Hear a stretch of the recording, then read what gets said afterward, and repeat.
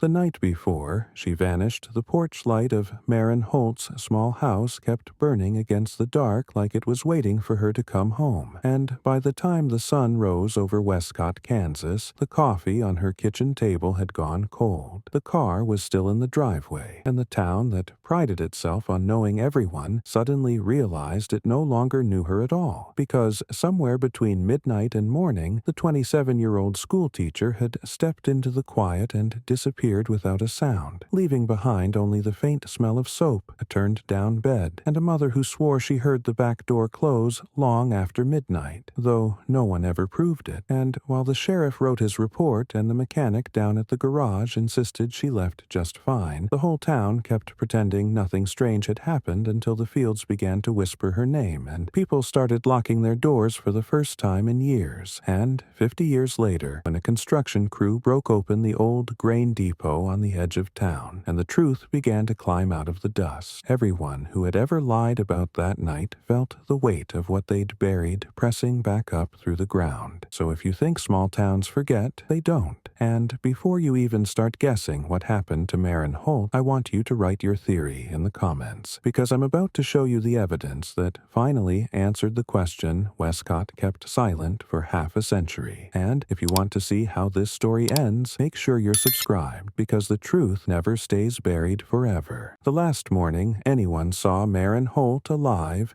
began with the sound of a freight train cutting through the fog outside Wescott. A low metallic moan that drifted across the wheat fields and rattled the loose windows of her rented house on Birch Lane. And somewhere inside that sound she woke, stretched, and moved through her quiet routine with the deliberate rhythm of someone who believed she still had time. Because people who are about to vanish never think it will happen that day. She boiled water for instant coffee, tied her hair back with the same pale ribbon she had worn all week, and stepped onto the porch barefoot to feel the cool wood beneath her feet. The kind of small ritual that made her feel anchored in a life that had begun to feel uncertain since the end of the school term. Maren had been in Wescott less than 2 years, long enough for the town to know her by name, but not long enough for anyone to know her well. She taught English at the small high school, ran the literary club on Thursday afternoons, and wrote quiet poems she never showed to anyone except the librarian, Nettie Riordan, who said they were beautiful in a way that made her uneasy, as if the girl who wrote them saw things other people ignored. Her students adored her, though some of the older townspeople whispered that she kept too much to herself, that she was polite but distant, that she smiled without showing her teeth. That morning she left her house just after 7 carrying a worn leather satchel and a small tin of lemon drops she kept for her students. Nettie later told the sheriff she saw her crossing Main Street near the post office, walking fast like she was late or trying not to think, her skirt brushing against her calves, her hair pinned tight despite the wind. She stopped briefly at the diner, ordered coffee to go, and chatted with the waitress about the coming storm. Then she mentioned she might drive out to the mechanic's later because her car had been making a strange sound. The waitress remembered it clearly because Maren had laughed when she said it, the kind of laugh that feels like it's covering something. By 8:30, she was at the school. By 3, she dismissed her class early because the sky had turned a flat white and the air smelled like rain. Several students remembered her standing in the doorway watching them leave, waving with one hand, holding her satchel close with the other. That image would live in their minds for decades, that soft, sad wave beneath the low Kansas sky. At 4:15, she pulled into Bruckner's garage at the edge of town. Silas Bruckner, the owner, was 36, tall, quiet, the kind of man who could fix anything with an engine but rarely looked anyone in the eye. He later told the sheriff she brought in her Chevrolet complaining of a rattle, that he checked it and found nothing wrong, that she left a few minutes later saying she had papers to grade. The garage boy who swept the floor said something, different. He said Silas had closed the door behind her, and they'd talked for a long time, voices low before she left without her car. The last confirmed sighting came from an elderly couple driving home from Topeka. They saw a woman matching Maren's description walking along County Road 11 just after dusk, her shoes in one hand, her skirt hem brushing the dirt, a storm rolling behind her. They said she looked calm, like she knew exactly where she was going. But she never arrived anywhere. When the storm hit, the roads turned to mud, and by morning her car was still parked at the garage, keys inside, driver's door unlocked. The porch light at her house still burned, the bed untouched. Sheriff Edric Thorne would later say that when he stepped into her kitchen that morning, he felt something he couldn't name, a stillness thicker than fear, like the air itself was holding its breath. And in that silence, he knew, whatever had happened to Maren Holt hadn't just started that night. It had been waiting. By the time the rain stopped, the town of Wescott had already begun to whisper, because people in small towns do not wait for facts before they start filling silence with stories. Sheriff Edric Thorne arrived at Maren Holt's house just after sunrise, the ground still soft and smelling of wet soil, his boots leaving deep prints along the narrow path to the porch where the light was still burning, a lonely yellow glow against the pale morning. Inside, the air was heavy with the faint sweetness of old coffee and the sharp tang of iron from the radiator. On the kitchen table sat her cup, half full, cold and dark, beside a stack of papers written in her neat, looping hand. One was a note to a student about an essay on hope, another a grocery list for milk and bread. Nothing suggested she had planned to leave. Not that day, not ever. Thorne called for Deputy Jonah Reese, and together they walked the perimeter of the small house, noting how the back door had been locked from the inside, how the curtains were drawn, how her shoes were lined up neatly by the door as if waiting for her to return. There were no signs of struggle, no overturned furniture, not even a chair out of place.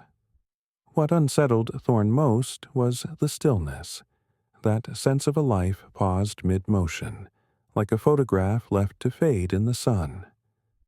By noon, the search began.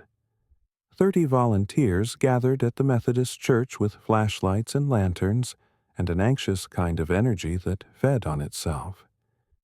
They walked the dirt roads in pairs, called her name into the wind, checked ditches and fence lines, and the shallow creek that wound along the edge of town. At the garage, Silas Bruckner stood beside Maren's car with his hands in his pockets, watching the men organize. His shirt was clean, his voice steady when Thorne asked again what time she had left. "Around 5, he said.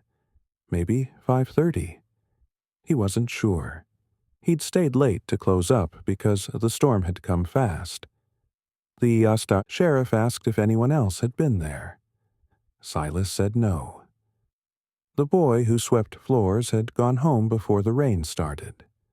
Thorne wrote it down but did not believe him, not entirely, because something in the man's eyes was too calm, too practiced.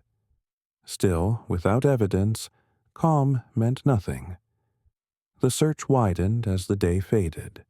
Cars lined the fields, headlights sweeping across the wheat stubble like thin white knives. Women gathered in the church basement to make coffee, whispering prayers that already sounded like confessions. Maren's parents arrived from Lawrence at midnight, her mother pale and shaking, her father refusing to sit down, insisting they keep looking until morning. When the sun rose again, the volunteers were exhausted and muddy, but no closer to understanding what had happened.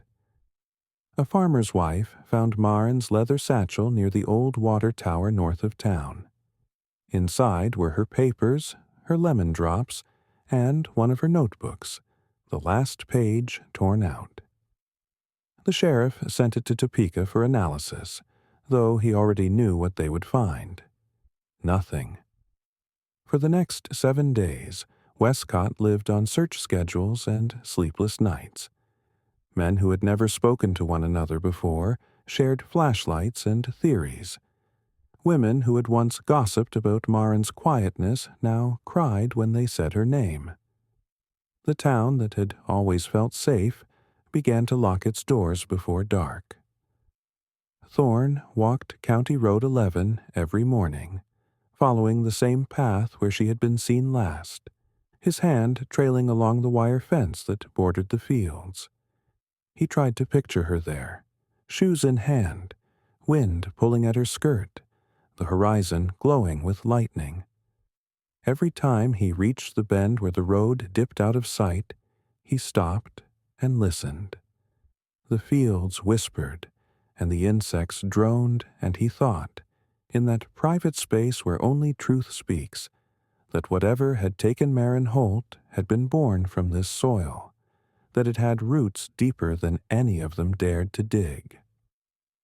The first time Sheriff Edric Thorne questioned Silas Bruckner properly, the sun was setting behind the low hills west of Wescott, the air thick with the smell of gasoline and damp earth, and the long shadows of the garage reached almost to the road like dark fingers.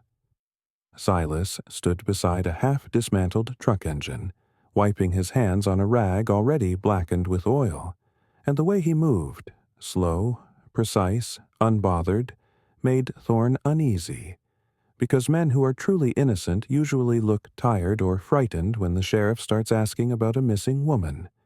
Not calm, not rehearsed.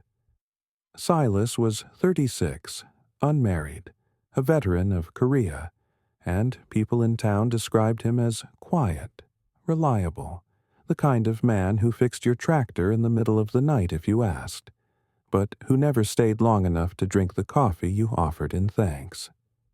He lived alone in a small house behind the garage, ate most of his meals at the diner, and sometimes sat at the counter after hours, with Maren Holt when she graded papers there on Fridays.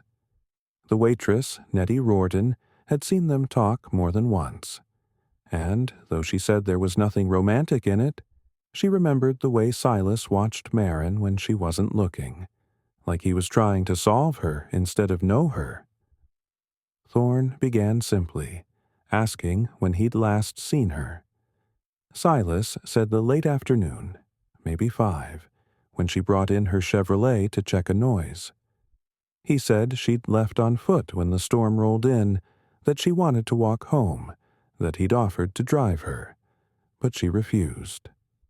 Thorne asked why her car was still there. Silas said she told him she'd pick it up in the morning. When Thorne asked why he hadn't mentioned that before, Silas shrugged and said he didn't think it mattered. The sheriff studied him then, the way a hunter studies the wind before he fires. Silas's eyes were pale, almost colorless, his expression so flat it felt unnatural. He spoke with the composure of someone used to control, not someone trying to hide panic. Still, the story didn't sit right. There had been lightning that night, wind strong enough to tear laundry off the line, and no woman in her right mind would walk home in that weather. Jonah Reese, standing near the doorway taking notes, noticed small things.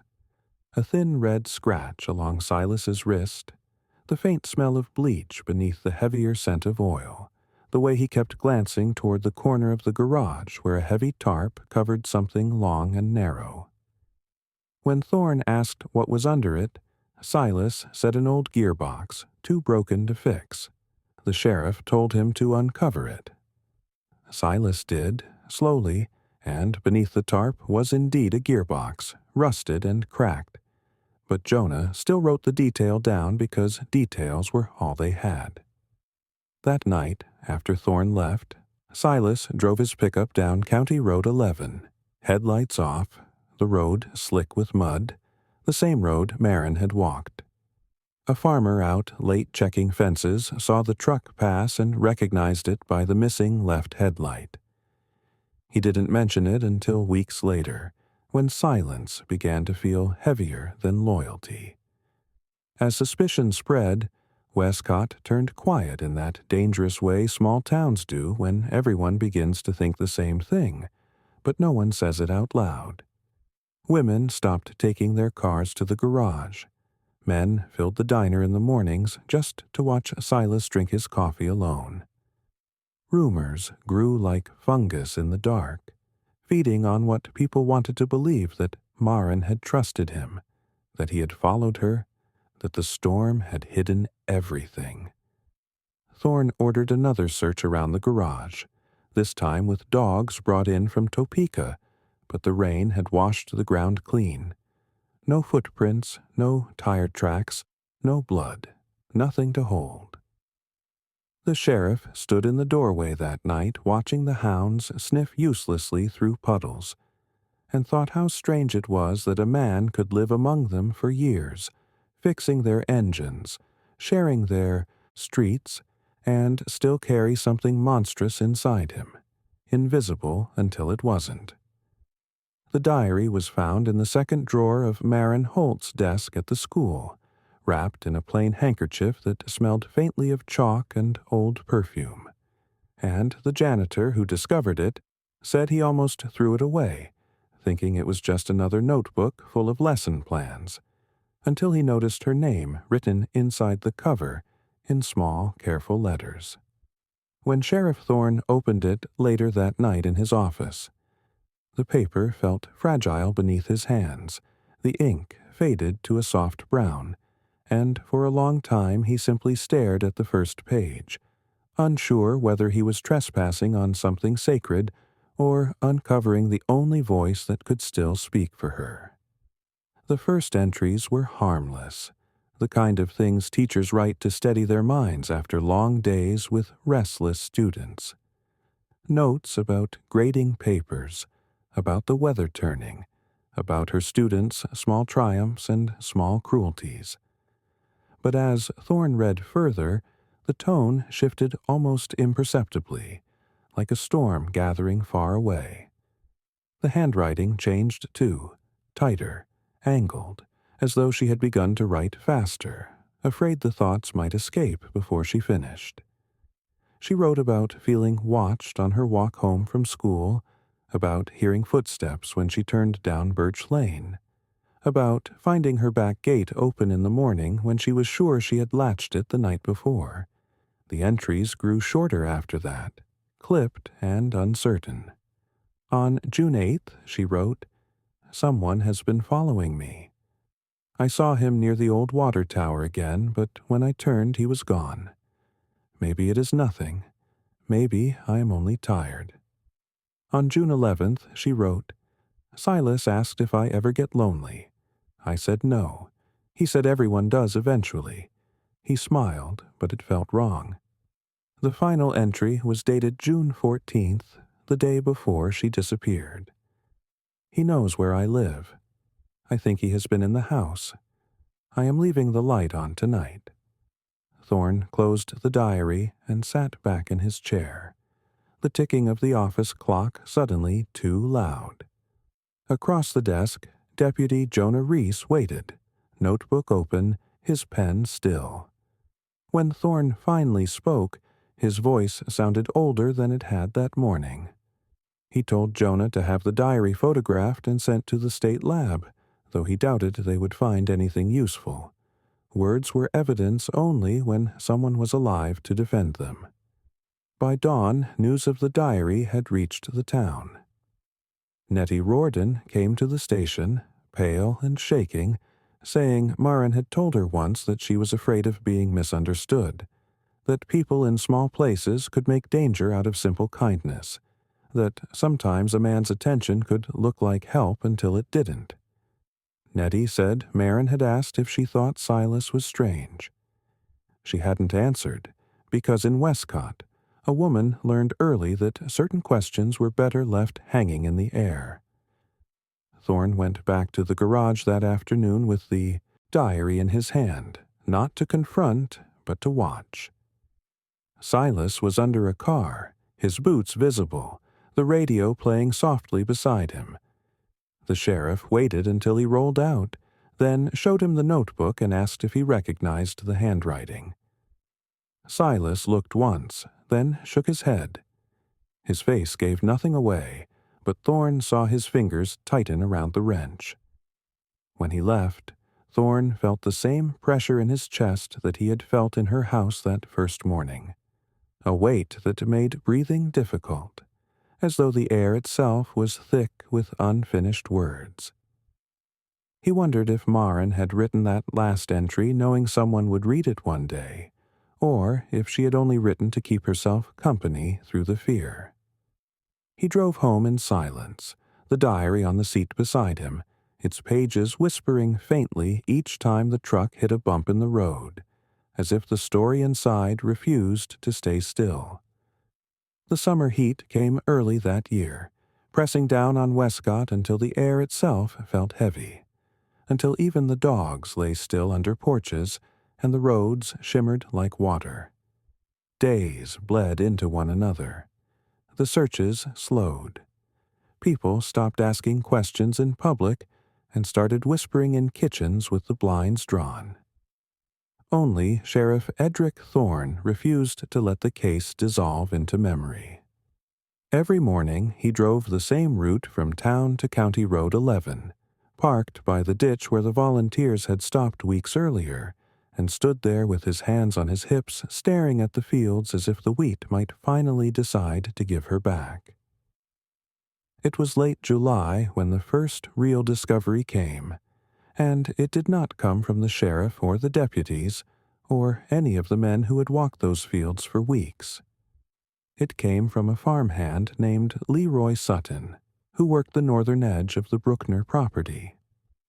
He had gone out before dawn to check the irrigation lines, his boots sinking in the damp soil, the smell of wet grain and gasoline rising from the ground. Near the windbreak that separated Silas's land from the abandoned Morrison farm, he saw something pale sticking out of the dirt, something that caught the early light like glass. At first he thought it was a bottle, maybe trash left from the last harvest, but when he bent to pick it up, his fingers brushed against fabric, and beneath the fabric something solid and smooth. Leroy ran all the way to town. By the time Thorne reached the spot an hour later, the sun was already high, burning through the haze. The object was half buried at the base of an old cottonwood tree, the roots grown over it like claws. Thorne knelt and brushed away the dirt with his hands, revealing a small leather purse, cracked with age but still intact, the initials M.H. faintly pressed into the surface. Inside were a few coins, a broken pencil, and a photograph folded so many times the edges had begun to disintegrate.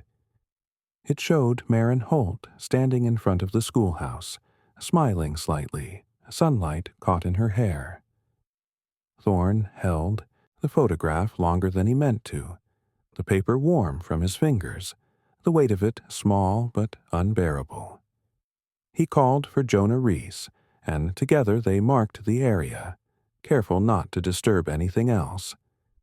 The deputy suggested they bring in dogs again, even though the last attempt had yielded nothing. Thorne agreed. By afternoon, 2 handlers arrived from Topeka with bloodhounds that moved restlessly, their noses close to the ground, their bodies trembling with the scent of something they understood but could not name.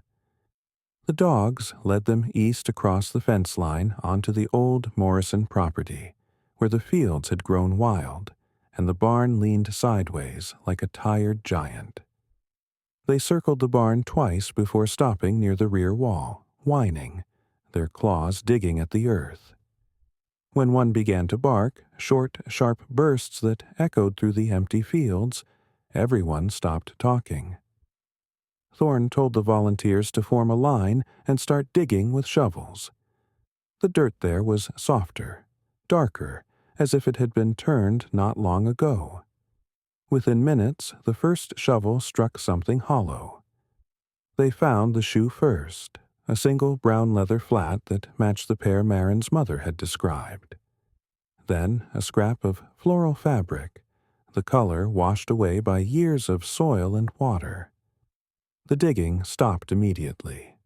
Thorne stood very still, his hands hanging at his sides, his heart beating so hard he could hear it in his ears. He ordered the area sealed off, sent Jonah to call the state investigators, and waited as the others stepped back in silence. By dusk, the field was surrounded by flashing lights, the sound of generators and the low murmur of men who had run out of words. The wind had shifted, carrying the smell of rain again, and the cottonwood trees whispered above them. Thorne watched as the forensic team worked, their movements slow and deliberate, brushes and trowels replacing shovels, cameras clicking softly in the dark. What they unearthed that night was not a body, not yet, but enough to change everything. Enough to tell him that Maren Holt had not run away. When the lights finally went out and the field fell quiet, Thorne stayed behind. The photograph was still in his pocket, the image blurred by sweat and dirt. He took it out, held it under the weak beam of his flashlight, and whispered her name once, not as a sheriff, but as a man speaking to the dead, asking for forgiveness for finding her too late. By the time the sun came up over Wescott the next morning, the Morrison field was a crime scene marked by yellow tape and the smell of turned earth. A place that had once grown wheat now holding something darker beneath its surface. Sheriff Edric Thorne had barely slept. He stood at the edge of the dig site with a cup of coffee gone cold in his hand, his boots sinking slightly into the mud. Every few minutes he glanced toward the barn, as if expecting someone to step out of it, someone who could explain how a young woman vanished into the soil of her own town. The forensic team from Topeka arrived with cameras, gloves, and quiet competence. They worked in steady silence, brushing dirt from what remained of Maren Holt's world. They uncovered the second shoe, the torn strap of a leather purse, the metal clasp from a notebook, and near the roots of the cottonwood tree, a single button made of mother-of-pearl. It gleamed faintly in the sun. A small detail that would have meant nothing anywhere else but here felt like a whisper of truth. When the lead investigator asked for a list of people who had access to this land, Thorne said one name before the others could answer: Silas Bruckner. Silas arrived at the station just before noon, his hands still stained with grease, his expression unreadable. He had come voluntarily, though everyone in town knew that voluntarily meant little when the sheriff was waiting at your door. Thorne watched him through the one-way glass as Deputy Jonah Reese laid out the items found near the field. The purse, the photograph, the shoe. Silas looked at each one without flinching. When Jonah asked if he recognized them, he said quietly that he had fixed her car, not her wardrobe. His tone was flat, almost polite. Thorne stepped into the room and placed the button on the table. It caught the light just enough to make Silas blink. The sheriff told him it matched the blouse Maren had been wearing that day, the one she'd bought from the department store in Salina 2 weeks earlier. Silas said he wouldn't know. Thorne asked if he had ever been to the Morrison farm. Silas said no, not since he was a boy. His answers came too smooth, as if rehearsed during a long night alone. Later that afternoon, the laboratory in Topeka called with a detail that made Thorne's stomach twist. Traces of machine oil had been found on the fabric fragment, the same type used in automotive repair, the same brand stocked at Bruckner's garage. It wasn't proof, not in the way a fingerprint or a confession was, but it was enough to make the town stop pretending it didn't already know. By evening, the gossip had turned to certainty. At the diner, people whispered that Silas had been obsessed with her, that he had followed her home from school, that she had turned him down and he hadn't taken it well. At the church, Mrs. Linton told her friends that the sheriff had found blood in the garage, though she could not say who told her so. The truth was simpler and colder. There was no blood, only oil and dust and silence thick enough to suffocate. That night, as the rain returned and drummed softly on the roof of the sheriff's office, Thorne sat at his desk staring at the evidence laid out before him. Each object seemed to hum with its own kind of accusation. The purse smelled faintly of earth and something metallic. The shoe still held a trace of shape where her foot had once been. The photograph, blurred and cracked, showed a smile that no longer belonged to anyone alive. Jonah entered quietly and set a report beside him, the print analysis from the purse clasp. Partial, incomplete, but enough to suggest a man's hand, larger than hers. Thorne didn't need to read the rest. He already knew whose hand it would be. Outside, the wind rose again, bending the wheat until it looked like waves in a dark sea. Somewhere beyond those fields, a man was trying to sleep with his secrets pressed against his ribs like stones. And somewhere under those same fields, the truth was still shifting, still waiting for someone brave enough to uncover the rest of it. Sheriff Edric Thorne waited until the sun had slipped behind the wheat fields, and the sky turned the color of iron before he finally drove to Bruckner's garage, the kind of quiet drive that fills itself with thoughts a man does not want to think. His headlights carving a thin line through the dust, the road empty, the air heavy with the promise of rain that refused to come. When he reached the edge of town, the building stood in darkness except for one small square of light in the window above the workshop, and for a moment he sat in his car with the engine running, watching that light and wondering if a man could ever truly sleep with guilt breathing beside him. Inside, the garage smelled of oil and rust and old cigarettes. A single radio played low from a shelf, a country song about losing everything that mattered. Silas Bruckner stood at the workbench, his back turned, a cigarette burning between two fingers, his shoulders moving slowly with each breath. When he looked up, his face was calm in a way that made Thorne's pulse tighten. He greeted the sheriff by name, his voice polite and quiet, as if nothing in the world was wrong. Thorne said they needed to talk, and Silas nodded and pulled a chair from the corner, brushing off the dust with a rag before sitting down. The sheriff laid the evidence on the table in front of him. The purse, the shoe, the button, the photograph, the smell of earth still clinging to each piece. He spoke steadily, explaining where they were found, who had seen them, how the dogs had led them straight to the Morrison field, how the laboratory report showed traces of the same machine oil Silas used in every car he fixed. Silas listened without interrupting, eyes lowered, face still.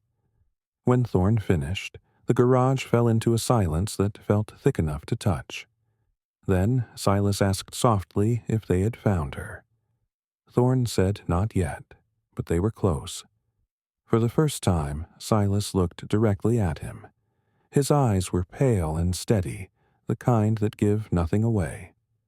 He said people had already decided he was guilty, that every town needed a monster so it could keep believing in its own goodness.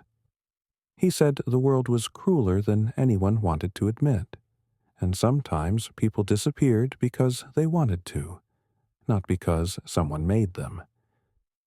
Thorne told him that Maren had not wanted to disappear. He told him she had written about being followed, about feeling afraid, about a man who watched her more closely than kindness required. Silas's jaw tightened, just a flicker, a tremor so small it might have been imagined. Then he leaned back, the chair creaking, and said the diary proved nothing. He said anyone could write fear into a page if they wanted attention. Thorne stepped closer, close enough to smell the sweat and oil on the man's clothes, and said that fear written by a dead woman was not imagination. It was evidence. The air in the room felt hotter now. The light buzzed faintly. Silas's hands rested flat on the table, but his fingers twitched like something inside him was trying to move. He said she should have left things alone. He said some people brought trouble with them wherever they went. The words came quiet and slow, as if he was speaking more to himself than to the sheriff. Thorne's breath caught. He asked what he meant, but Silas only blinked, looked down, and said he was tired. He said he wanted to go home. Thorne told him not to leave town. Silas said he had nowhere to go. When Thorne stepped outside, the air hit him cold and sharp, and he stood beside his car listening to the wind slide across the fields. Behind him, the light in the garage went out, and the whole building seemed to sink back into the dark. Driving away, the sheriff kept one hand tight on the wheel and one eye on the rearview mirror, because something in that silence behind him felt alive. And he knew before the night was over he would have to come back. Not as a man asking questions, but as someone ready to face what the ground itself had been trying to tell him all along. The storm that had been circling Wescott for 3 days finally broke the next morning. Rain falling in slow, heavy sheets that turned the dirt roads to rivers and blurred the edges of the fields until the whole town seemed to dissolve into water and light. Sheriff Edric Thorne sat in his office watching it through the window, his coffee untouched, the radio murmuring weather reports that no one cared about. He had not slept since leaving the garage. Silas Bruckner's words had replayed in his head all night, each one settling deeper into him like grit in an open wound. By dawn, he knew what he had to do. He drove out to the farm just after sunrise, the wipers beating a slow rhythm against the windshield, the world reduced to the narrow strip of road in front of him. When he pulled into the yard, Silas was already outside beneath the awning, smoking. The rain had soaked his shirt, and his hair hung in wet strings against his forehead. He didn't look surprised to see the sheriff. He said he figured this was coming. Thorne said he wasn't here to arrest him, not yet. He just wanted the truth. Silas laughed quietly, a sound without humor, and said truth was a luxury for people who still had something left to lose. Thorne stepped closer, the rain dripping from the brim of his hat, and told him that the searchers had found more, that morning, not far from where the purse and the shoe had been. A bone, small but human, washed to the surface by the rain. He said they were sending it to Topeka for confirmation, but both of them already knew whose it was. Silas looked away toward the horizon where the sky met the fields, a flat gray line that seemed endless. He said she had been kind to him, that she talked to him like he was still human, and that sometimes kindness from the wrong person could feel like a trap. Thorne asked what happened that night. Silas dropped the cigarette into the mud and watched the smoke twist away in the rain. He said she came to the garage after dark to pick up her car before the storm. He said they talked for a while, that she told him she was leaving Wescott, that she couldn't breathe in a place where everyone thought they knew her. He said he offered to drive her home because the sky was turning black. She said no. He said she started to walk. He said he followed because he was worried. When the sheriff asked what happened next, Silas's voice changed, the rhythm slowing, his eyes fixed on something far away. He said the wind was howling through the trees, that she turned around and told him to stop following her, that she said his name in a way that made him feel small and foolish. He said something broke inside him then, the kind of break that doesn't make a sound but never heals. He said he didn't remember the rest, only the weight of silence after it was over, only the rain starting to fall, only the feeling that the world had tilted and he would never find his balance again. Thorn stood there in the rain listening, his heart heavy and slow. He asked where she was. Silas didn't answer at first. Then he said under the barn floor, the old Morrison place near the cottonwood, the spot where the dogs had stopped. He said he buried her there himself, that the ground was soft from the storm, that he told himself it was mercy to hide her from what came next. When it was done, Silas looked at Thorn and asked if that was enough. The sheriff said it was the beginning. He told him he was under arrest. Silas nodded once, like a man relieved to be caught. Back at the station, Thorn took his statement by hand, because the recorder had broken years ago. The words filled page after page, looping and uneven as if the pen itself struggled under the weight of them. When it was finished, Silas signed his name and leaned back in the chair, eyes half closed, breathing like someone finally free of an old burden.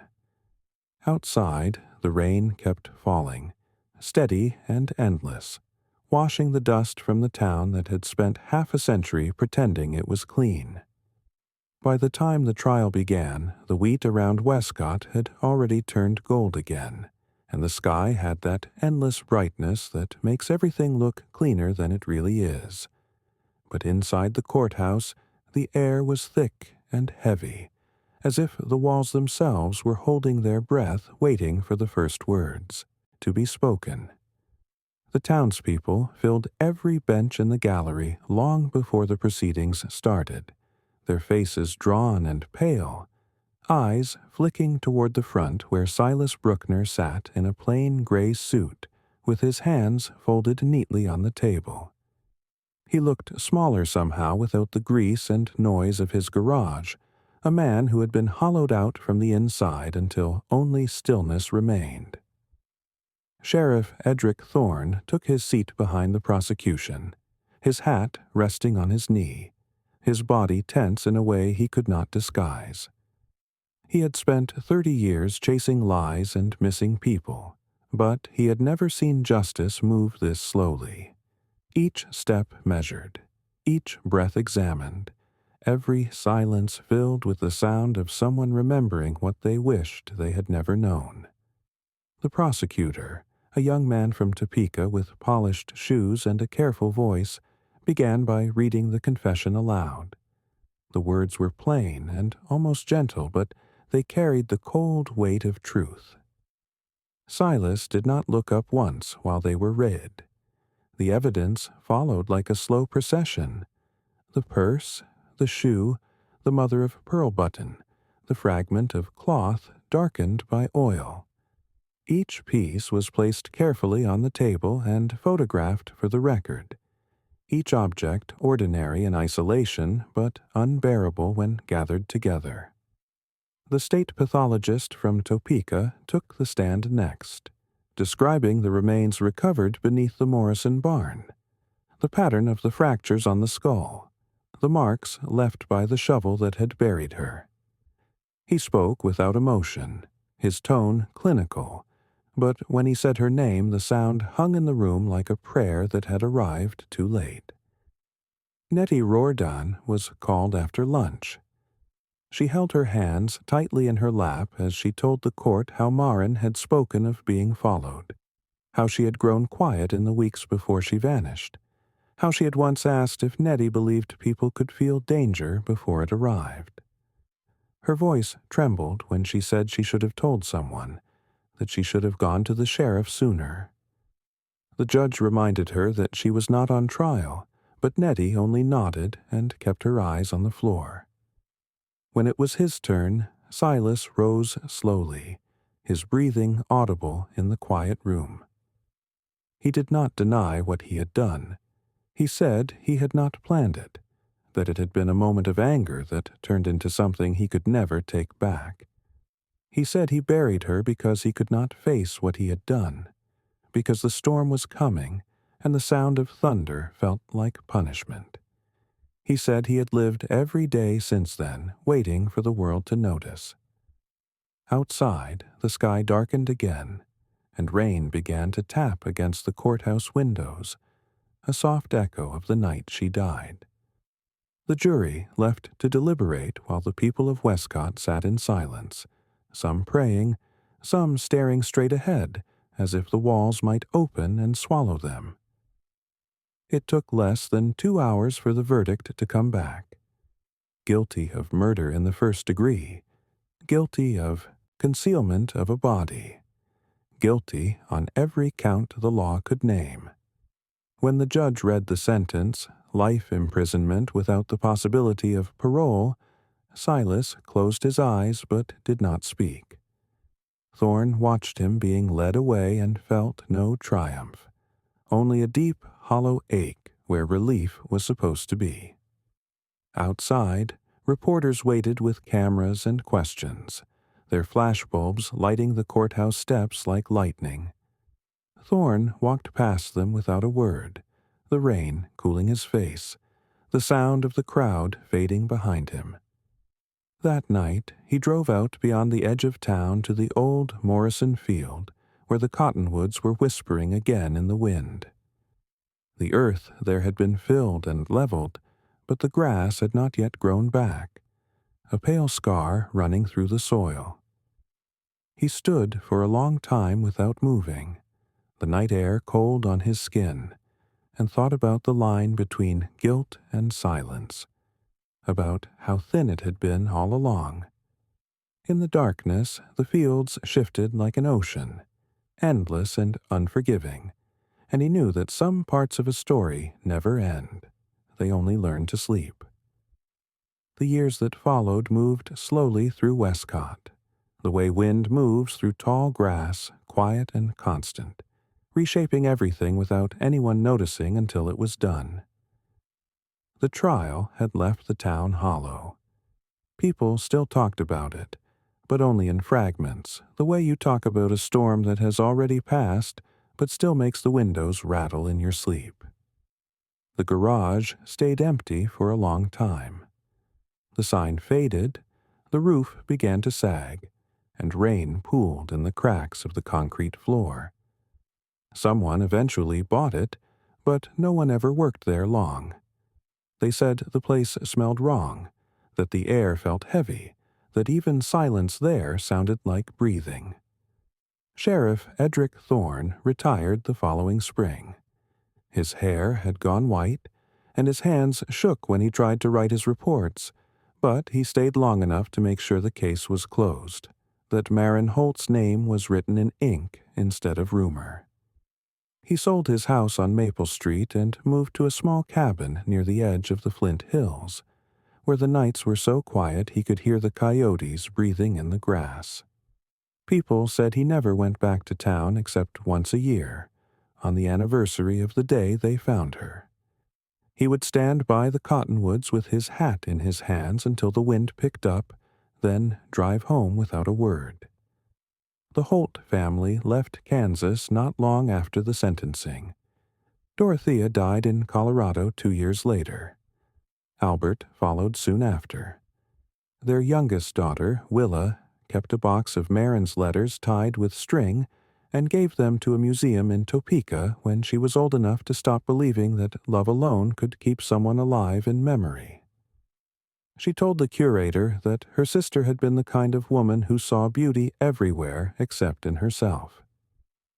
The box went on display for a while under glass, beside a small plaque that said Maren Holt, 1930 to 1957, teacher of English and Literature, Wescott High School. Silas Bruckner lived for 4 more years inside the state penitentiary at Lansing. The guards said he was quiet and polite, that he spent most of his time fixing things that were broken clocks, radios, old engines in the prison workshop, as if making them work again could count as penance. He died in his sleep on a cold January night, his heart giving out while the snow fell against the bars. there was no funeral. The state buried him in the prison yard with a simple marker that carried only a number. Half a century later, when the old records were digitized, Dr. Livia Crane from the State Forensic Unit reopened the file. She had been born long after the case was solved, but she remembered her grandmother telling stories about the teacher who disappeared, the storm that carried her name, the sheriff who never gave up. The bones that had been stored in the archive were cataloged and tested again with modern methods. The results confirmed what Thorne had always known in his bones, that Maren Holt had died quickly, one blow, no struggle, a small mercy inside a tragedy that had no mercy left to give. In Wescott, the field where she was found grew quiet again. The Morrison barn finally collapsed after another hard winter, and the land was sold to a new family that planted alfalfa where the cottonwoods once stood. The wind still moved through it in the same rhythm, slow and endless, carrying the dust of everything that had ever happened there. Some nights, when the sky turns that particular shade of violet before the rain, the people who still remember say you can hear a voice in the distance calling across the fields, soft and calm, like someone walking home. And though the town no longer speaks her name aloud, it is still there in the way they lock their doors, in the porch lights left burning after dark, in the quiet moments when the wind shifts and everyone feels the weight of something unseen passing through.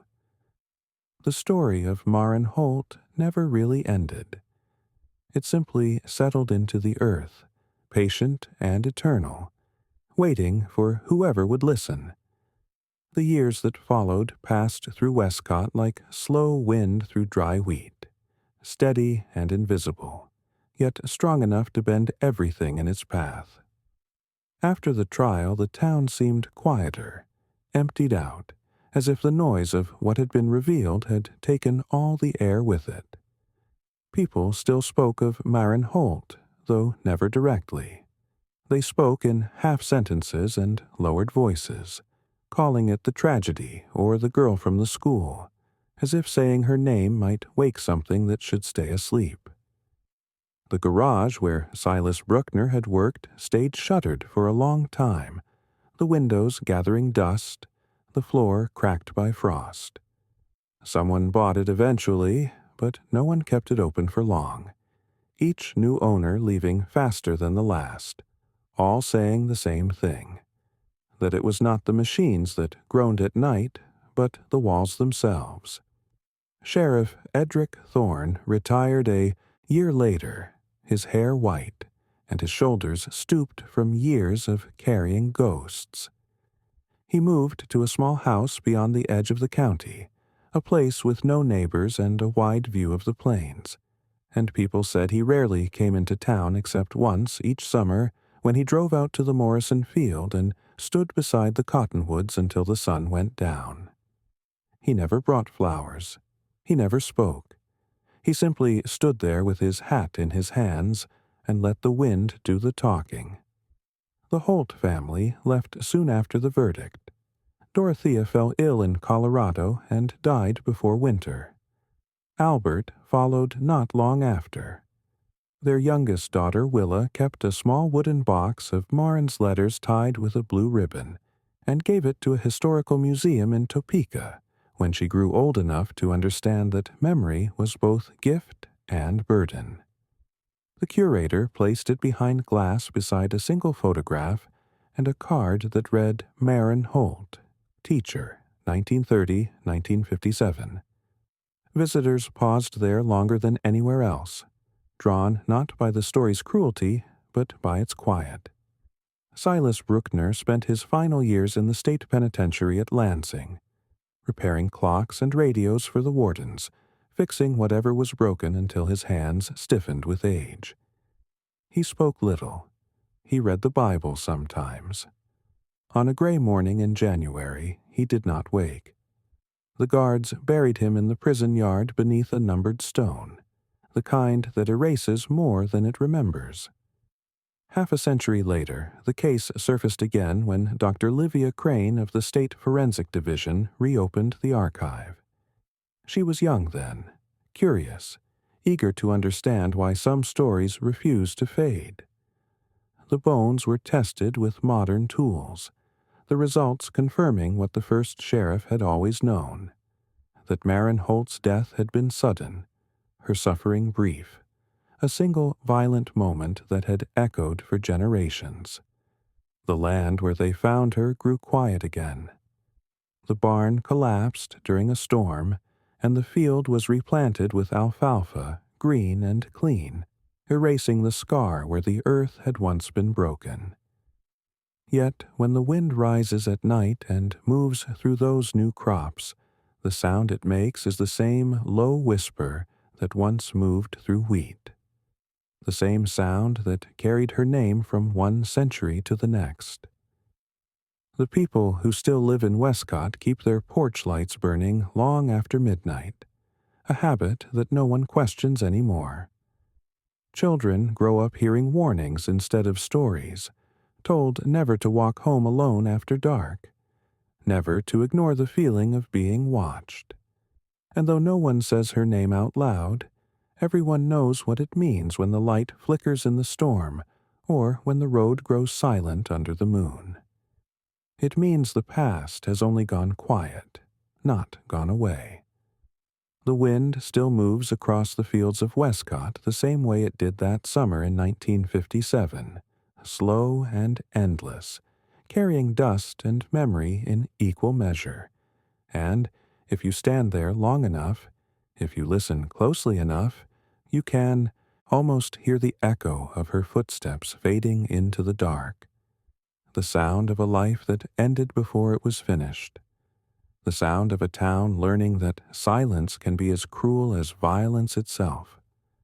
They say time heals, but the truth is time only buries.